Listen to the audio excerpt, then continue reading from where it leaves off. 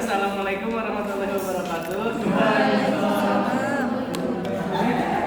Kami dari kelompok 1 akan mempresentasikan mengenai proses reseptif, menyimak, membaca, menginsat sebagai proses psikologis. Yang terhormat kepada Bunda Sri Mariani MPD selaku dosen pengampu mata kuliah psikologis linguistik.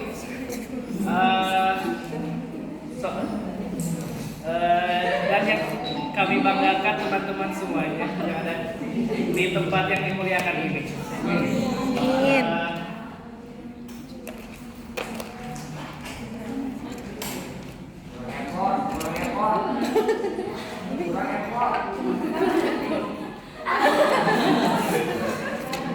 Kami dari kelompok 1 yang beranggotakan tiga orang. Yang pertama saya sebagai moderator dan pemateri pertama, yang kedua ada Bintang sebagai pemateri kedua, dan yang ketiga ada Sansan sebagai pemateri ketiga. Langsung saja untuk pemateri pertama mengenai hakikat bahasa reseptif. Bahasa reseptif adalah kemampuan penerima pesan memahami yang disampaikan. Bahasa reseptif yang berkembang normal, ia akan mudah dengan mencerna pesan yang telah disampaikan oleh lawan bicara. Proses ini sangat penting karena mendasari segala penggunaan fungsi komunikasi dengan sesama. Jadi pada intinya bahasa reseptif ini kemampuan menyimak seseorang ketika lawan bicaranya menyampaikan pesan atau menyampaikan gagasan. Selanjutnya, nah, yang kedua ada data-data bahasa reseptif. Menurut Demhag dan kawan-kawannya, ada dua aspek pada bahasa reseptif. Yang pertama ada aspek memahami. Aspek memahami di sini yaitu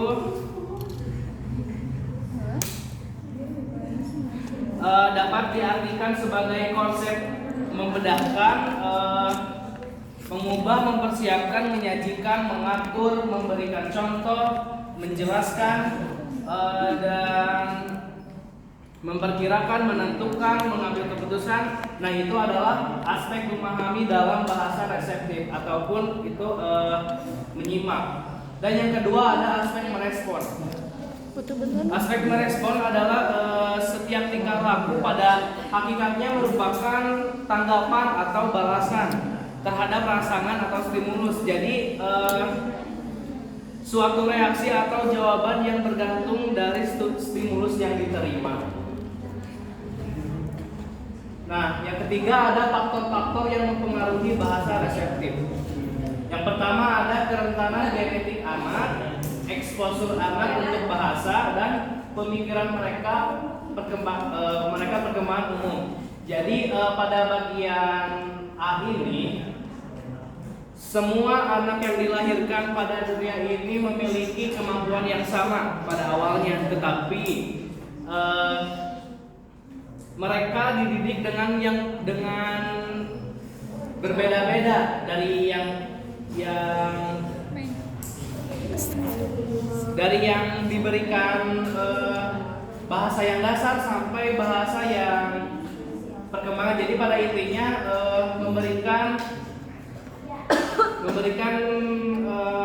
mengajarkan dari hal yang terkecil terlebih dahulu. Yang kedua ada kognitif atau pemahaman kemampuan, gangguan bahasa reseptif yang sering dikaitkan dengan gangguan perkembangan seperti autisme. Nah, pada gangguan kognitif ini seseorang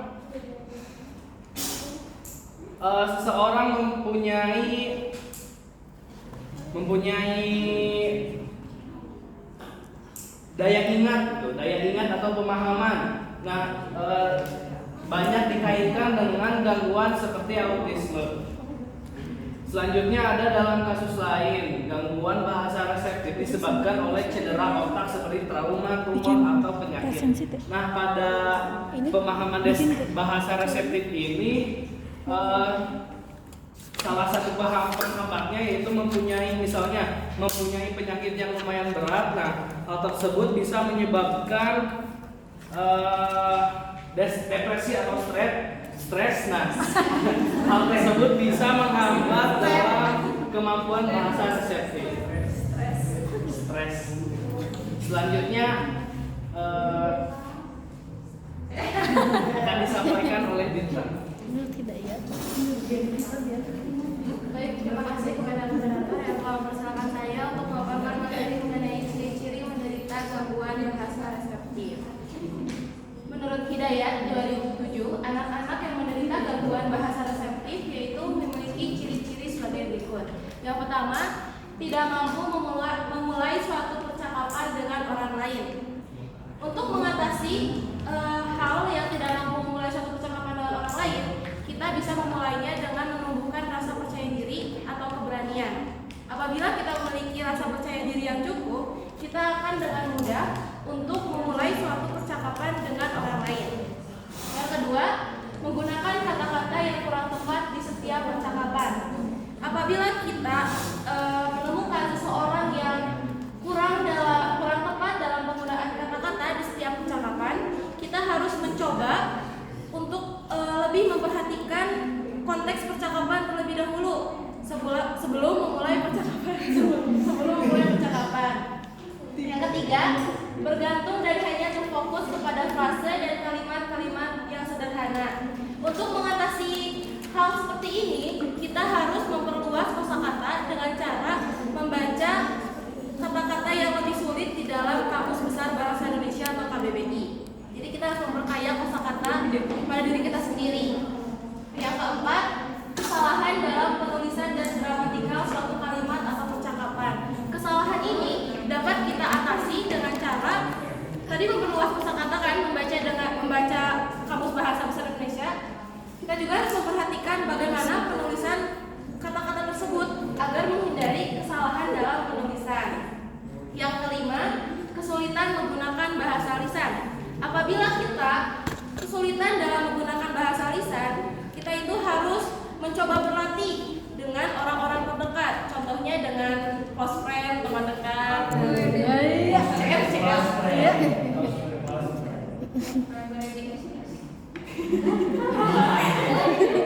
Lanjut ya, hambatan bahasa reseptif. Menurut Hermawati 2009, gejala hambatan bahasa reseptif anak berbeda, tetapi pada umumnya adalah yang pertama, tidak mampu mendengarkan ketika ditegur.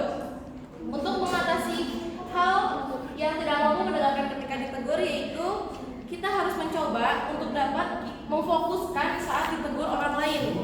Jangan saat dipanggil itu langsung menoleh, tapi kita perhatikan dulu dia memanggil kita atau tidak. Seperti itu. Yes. Yang kedua, ketidakmampuan memahami kalimat secara utuh. Apabila kita tidak mampu memahami kalimat secara utuh, hal yang dapat kita atasi yaitu dengan cara kita benar-benar membaca kalimat secara perlahan, tidak hanya membaca secara sekilas gitu, apalagi menghafal secara sistem kebut semalam SKS. Nah, berarti kita harus benar-benar membaca secara perlahan. Yang ketiga, ketidakmampuan untuk mengikuti perintah secara verbal. Apabila kita tidak cepat mencerna untuk saat disuruh orang lain, kita itu harus memberikan pernyataan kepada orang tersebut, berikan instruksi secara lebih rinci atau tertulis. Jika kita sulit untuk menerima perintah secara verbal. Yang keempat, plotting kata atau ucapan ekolalia. Nah, ini sering kita lakukan, atau plotting kata itu pengulangan kata, tetapi kita tidak tahu makna apa yang disebutkan. Seperti itu, tahu kan? Jadi kayak mau bercerita tapi mengulang lagi. Nah, untuk mengatasi plotting kata atau ucapan, yaitu sebelumnya kita harus lebih memperhatikan apa yang akan kita bicarakan terlebih dahulu, seperti menulis kerangka berpikirnya. Nah, seperti itu. Yang kelima, keterampilan berbahasanya rendah di bawah usianya. Apabila kita merasa keterampilan berbahasa kita lebih rendah di bawah usia kita itu harus seperti yang tadi telah dijelaskan, kita harus lebih memperkaya dengan cara membaca kosakata di dalam Kamus Besar Bahasa Indonesia KBBI.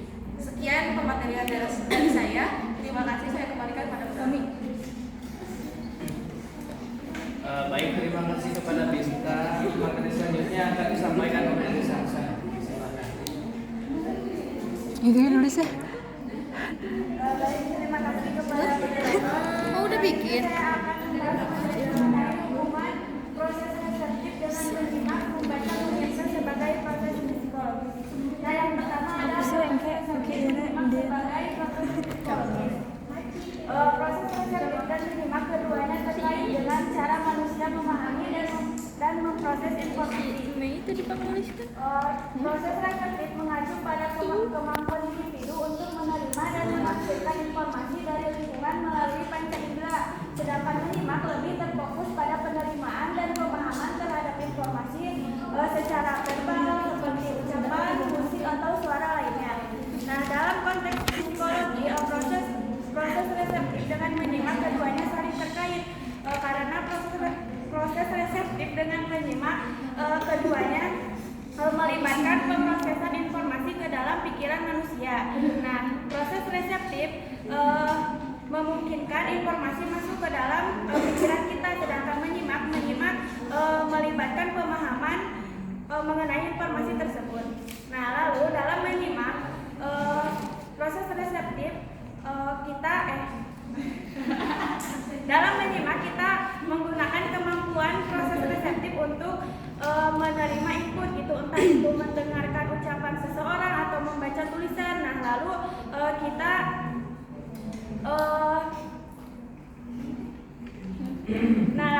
dan kemudian kita mengolahnya ke dalam pemahaman yang lebih dalam. Nah, lalu selanjutnya proses reseptif membaca sebagai proses psikologis.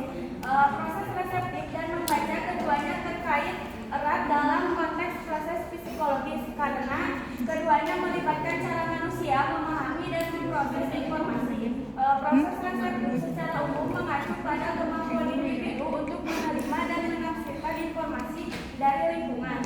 Sementara membaca adalah salah satu bentuk khusus dari proses reseptif yang melibatkan pemahaman terhadap teks tertulis.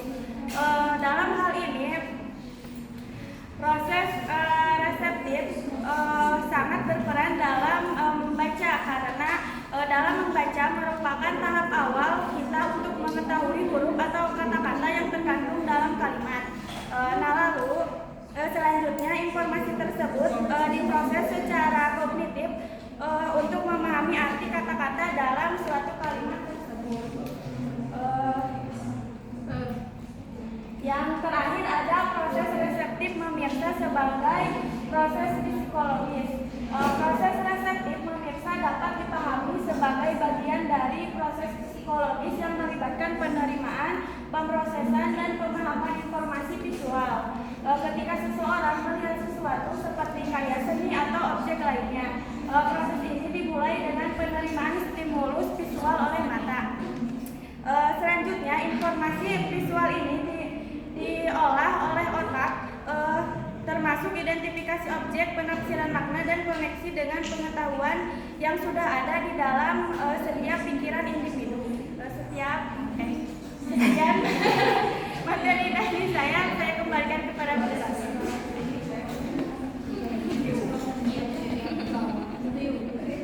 Baik, terima kasih kepada Sansan yang telah menyampaikan materi terakhir.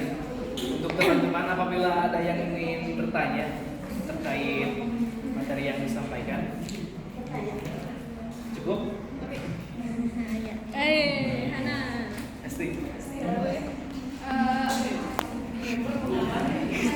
Assalamualaikum warahmatullahi wabarakatuh.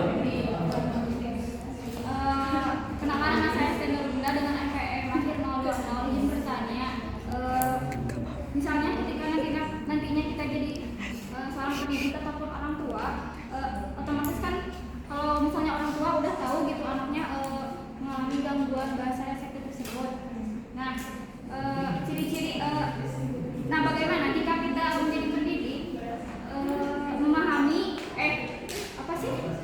mengalami atau menghadapi anak yang memang menderita gangguan bahasa reseptif tersebut, sedangkan kan di kelas itu anaknya itu kan banyak ya di dalam satu kelas. Nah, bagaimana solusinya? Terima kasih kepada Hesti. Selanjutnya Saya. Sok Assalamualaikum warahmatullahi wabarakatuh. Waalaikumsalam warahmatullahi wabarakatuh. Perkenalkan, nama saya Hanil Hasana dari Kelompok Mahasiswa 222-121-035. Izin bertanya, bagaimana perkembangan teknologi informasi dan komunikasi mempengaruhi proses penerimaan informasi dan mengembangkan keterampilan psikologis yang terlibat dalam interaksi manusia dengan teknologi, dan apakah terdapat perubahan signifikan dalam cara manusia memproses, memahami, dan merespon informasi akibat penggunaan teknologi. Baik, terima kasih. Wassalamualaikum warahmatullahi wabarakatuh. Waalaikumsalam warahmatullahi wabarakatuh. Terima kasih kepada Hana. Selanjutnya ada yang ingin bertanya? Cukup ya? Baik, izinkan kami untuk berdiskusi terlebih dahulu. Baik teman-teman, mohon perhatiannya. Materi pertanyaan pertama.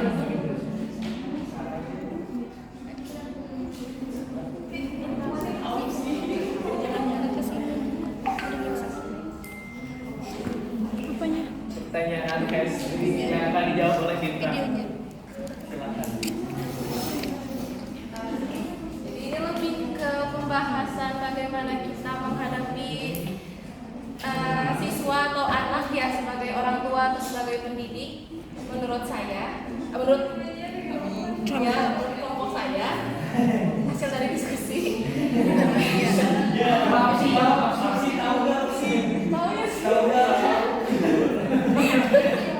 Jadi pertanyaan ini ya, misal kita nantinya menjadi pendidik atau orang tua kan mengetahui ada anak yang memiliki hambatan reseptif. Bagaimana solusinya? Bagi orang tua atau pendidik yang mengetahui bahwa anak mengalami hambatan reseptif, ada beberapa langkah yang dapat diambil atau dapat kita terapkan. Yaitu yang pertama, pahami terlebih dahulu bagaimana kondisi anak kita tersebut. Pelajari lebih lanjut apa yang membuat hambatan reseptif pada anak tersebut.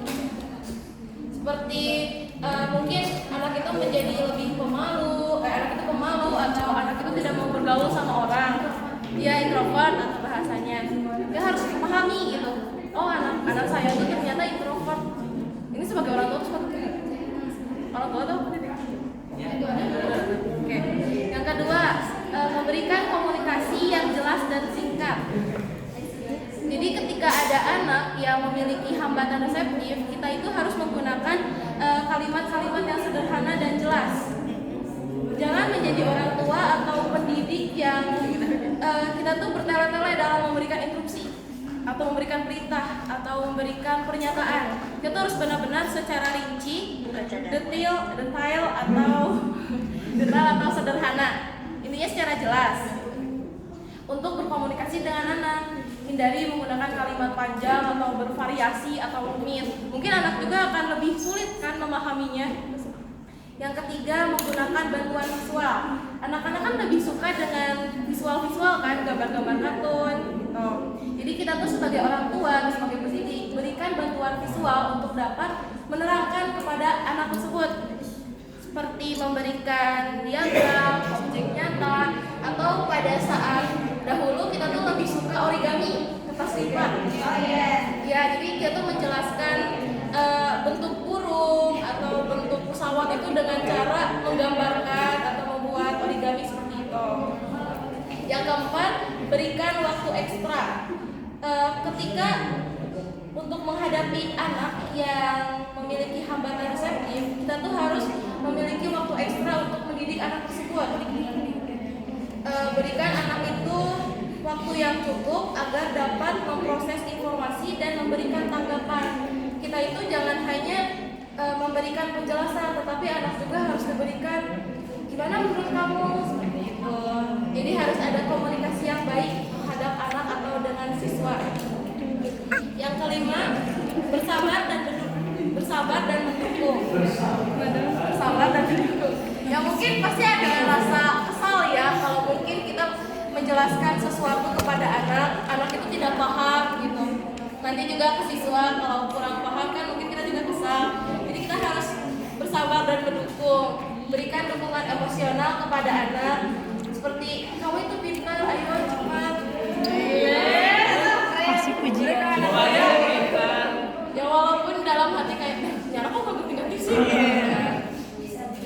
Yang keenam, kolaborasi dan profesional. Dalam beberapa kasus, konsultasikan dengan ahli terkait. Mungkin kalau sudah lebih lanjut ya, kalau lebih serius gitu, kita harus bawa anak ini ke psikolog. Mungkin ada pengidap penyakit autisme atau hiperaktif.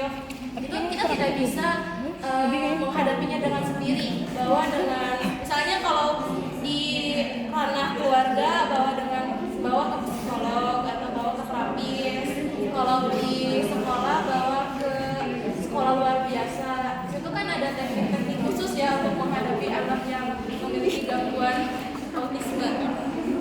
Yang ketujuh, evaluasi secara berkala. Jadi setelah kita melakukan hal tersebut, apakah ada perubahan terhadap anak tersebut atau tidak? Seperti itu. Jadi setelah melakukan komunikasi yang baik, lakukan evaluasi juga. Sekian pemaparan jawaban dari saya. Saya kembalikan pada moderator. Baik, pertanyaan ST yang jauh lebih sudah selesai. Apa ada yang ingin menambahkan? Cukup? Cukup. Selanjutnya pertanyaan kedua, pertanyaan dari Hana yang akan dijawab oleh Sarsa. Saya akan menjawab pertanyaan dari Hana ya. Ya. Pertanyaannya, Kayaknya disangka bagaimana perkembangan teknologi informasi dan komunikasi mempengaruhi proses penerimaan informasi dan pengembangan keterampilan psikologis yang terlibat dalam interaksi manusia dengan teknologi. Perkembangan teknologi informasi dan komunikasi telah mempengaruhi proses penerimaan informasi dan pengembangan keterampilan psikologis dalam interaksi manusia dengan teknologi. Nah, lalu apakah terdapat perubahan signifikan dalam cara manusia memproses, memahami, dan merespon informasi akibat penggunaan teknologi? Ada beberapa cara perubahan signifikan dalam cara manusia memproses, memahami, dan merespon informasi sebagai hasil dari penggunaan teknologi. Yang pertama itu cepatnya akses informasi. Teknologi memungkinkan kita untuk akses menjadi cepat dan mudah. Teknologi memungkinkan akses cepat dan mudah ke informasi dari berbagai sumber. Hal ini dapat mengubah cara manusia memproses informasi karena terbiasa dengan informasi secara instan gitu. Karena kan cepat gitu dari HP. Nah, lalu yang kedua ada pemrosesan multitasking. Penggunaan teknologi seringkali memaksa manusia untuk melakukan multitasking yang dapat mempengaruhi kemampuan konsentrasi dan pemrosesan informasi dalam jangka panjang. Lalu yang ketiga ada pengembangan keterampilan multimedia. Interaksi dengan teknologi seperti media sosial, lalu permainan dan aplikasi lainnya dapat memperkaya keterampilan kognitif dan kreatif manusia. Lalu perubahan-perubahan ini mencerminkan adaptasi manusia terhadap lingkungan informasi yang semakin kompleks dan terhubung secara digital atau teknologi. Sekian jawaban dari saya kembalikan kepada moderator. Terima kasih kepada Sarsa yang telah menjawab pertanyaan dari Hana. Apa ada yang ingin menambahkan? Cukup.